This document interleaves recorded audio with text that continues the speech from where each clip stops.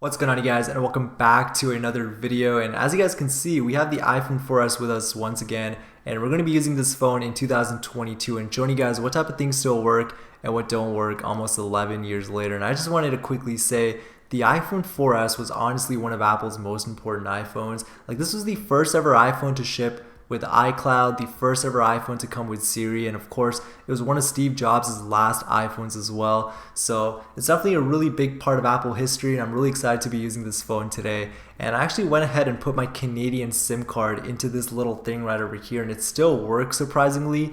And here in Canada, 3G never actually ended up shutting down, so it still works like it did 11 years ago, and that's super cool to see. So hopefully that's going to help make the video a little bit more realistic for you guys.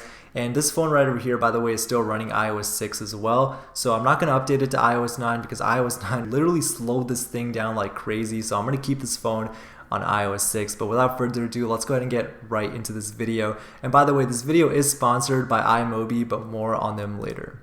Okay, so let's take a look at this phone up close. And one of the first things you guys are going to instantly notice is just how small this display is. And honestly, guys, this thing is tiny. It's crazy to think that back in 2011, like, this was the standard size of the iPhone. This is what everyone was used to.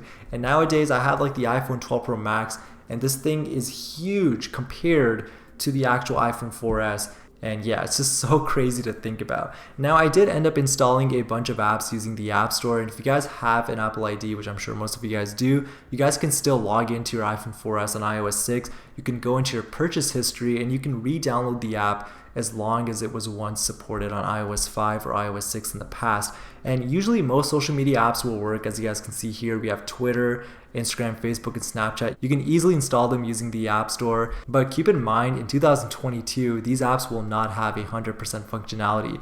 For example, Twitter, you can still log into Twitter, you can still see your own tweets, you can look at your profile, but you won't be able to look at other people's tweets. It's a similar situation for Instagram and Facebook as well, so you can't really DM other people and you can't use Messenger. And then Snapchat is also a completely different story. Like, Snapchat is one of those apps that's literally never going to work on the iPhone. And that's just because Snapchat has never really supported old iOS versions. And even if you were to update this phone to iOS 9, it still wouldn't work because Snapchat isn't supported on iOS 9 anymore. So it's kind of sad to think that Snapchat will never work on this phone. But yeah, it was really fun while it lasted. The next thing I wanted to show you guys, which is kind of weird, but this app is called Canvas. And for those who don't know what Canvas is, it's basically an app that a lot of college students like myself use. We use it to communicate with our classmates, with our professors and teachers.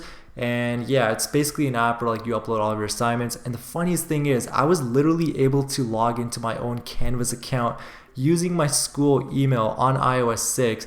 It's so crazy to believe. Like, I didn't even use this app back then. Like, I was literally in elementary school at that time. Another thing I wanted to show you guys, of course, was Siri. Siri still works for the most part in 2022. Of course, the more complicated the question, the more chance there's going to be that it's not going to work. So for example, if you ask a simple question like set a reminder for this and that, or set a timer for 10 minutes, it'll most likely work. But if you ask something complicated like give me directions from point A to point B, then it might not work depending on where you live. And I say that because Apple Maps still works on this device, but it doesn't work with 100% functionality. And that's the thing, right? So if one app doesn't work and Siri depends on that app to work, then Siri is just not going to work at all. So just keep that in mind when you guys are using the iPhone 4S. And overall, the iPhone 4S was honestly such a fast phone for its time. Like, it was a pretty big upgrade from the iPhone 4. Like, both of these phones looked exactly the same, but the iPhone 4S just had such a faster processor. It was able to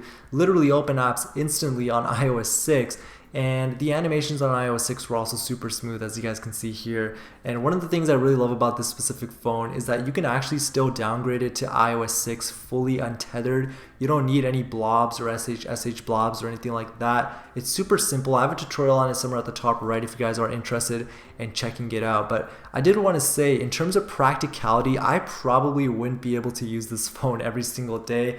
Number one, it's way too small. Even though I'm still able to use 3G, I still can't download every possible app that I would need. And I can't even use iMessage, which sucks. But that doesn't mean that you shouldn't pick up this device. This thing is still amazing for media consumption. If you guys just want something that's nostalgic, you guys can easily pick these devices up on eBay. They're like super cheap.